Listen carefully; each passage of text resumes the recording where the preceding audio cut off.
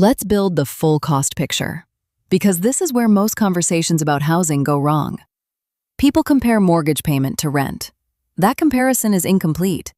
The right comparison is total cost of ownership versus total cost of renting. And total cost of ownership includes a lot of line items most people never add up.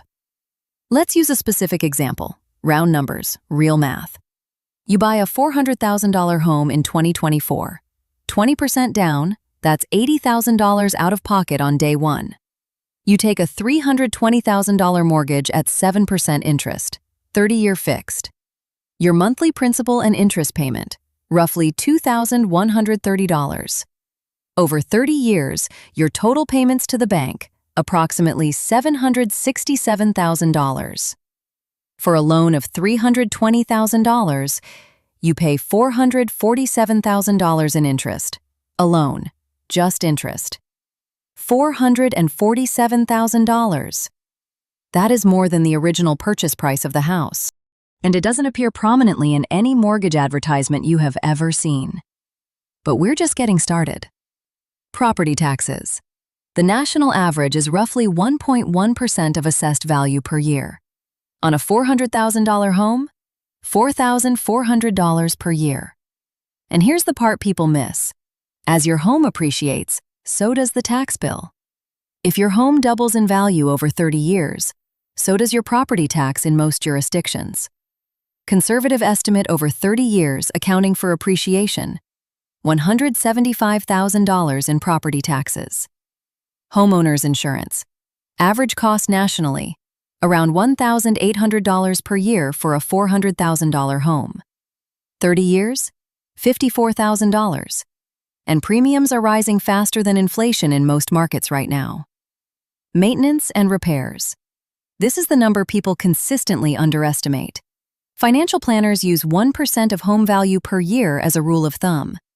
I think that's actually low. Roof replacement, $15,000 to $25,000. Happens once or twice in 30 years. HVAC system, $8,000 to $15,000. Lifespan is 15 to 20 years. You'll replace it.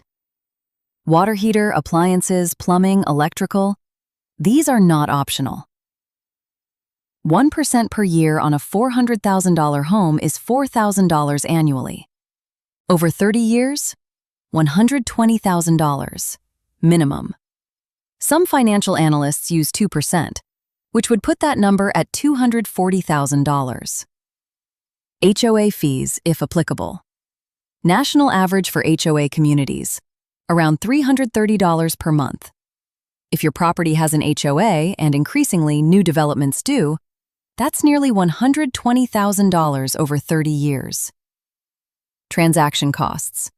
When you eventually sell, and the median homeowner sells every 7 to 10 years, not 30, the realtor commission alone is typically 5 to 6%. If your home is worth $800,000 at sale, that's $48,000 at closing before you see a dollar. Add title insurance, closing costs, staging, repairs for sale, you're often looking at 8 to 10% total transaction cost.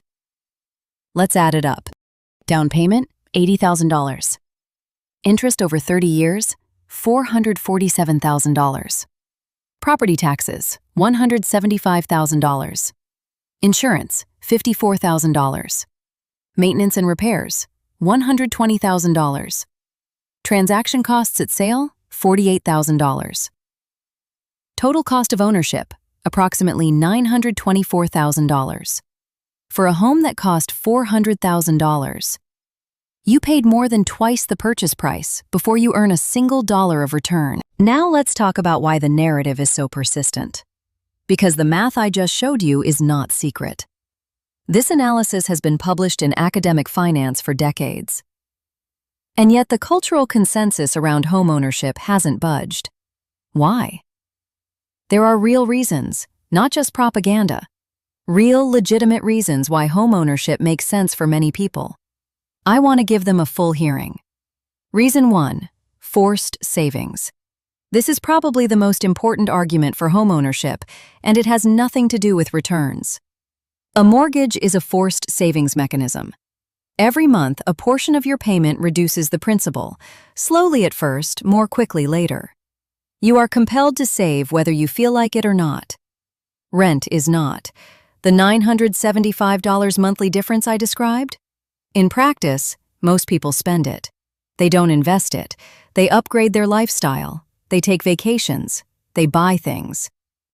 The best investment strategy isn't the one with the highest theoretical return. It's the one you'll actually execute.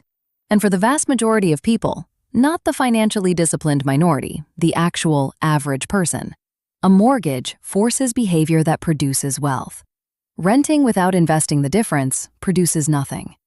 This is the argument that defenders of homeownership get most right. And I think it's valid, genuinely valid. The math favors renting and investing.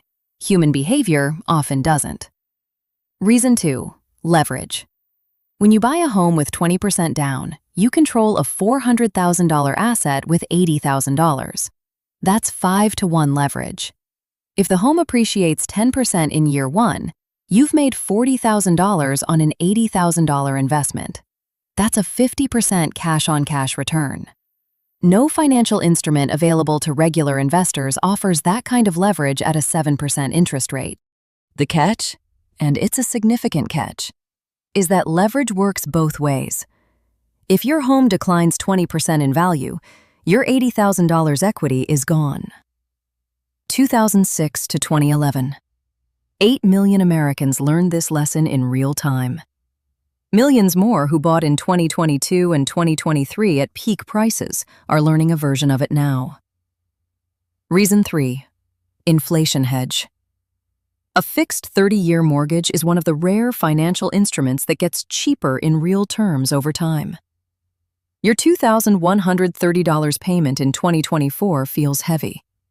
In 2054, after 30 years of 3% inflation, that same nominal payment represents purchasing power of about $875 in today's dollars. Meanwhile, your rent has increased with inflation. Your homeowner neighbor's payment has not. This is a real advantage. It compounds over decades, and it's often underweighted in pure return calculations. Reason 4. The non-financial value. You can renovate. You can paint the walls. You can get a dog without asking permission. You can't be evicted when the landlord decides to sell. Your kids stay in the same school district. These are real. They matter to real people, and they're worth a real financial premium. The question is, how much of a premium? For most people, the honest answer is they don't know. They've never calculated it.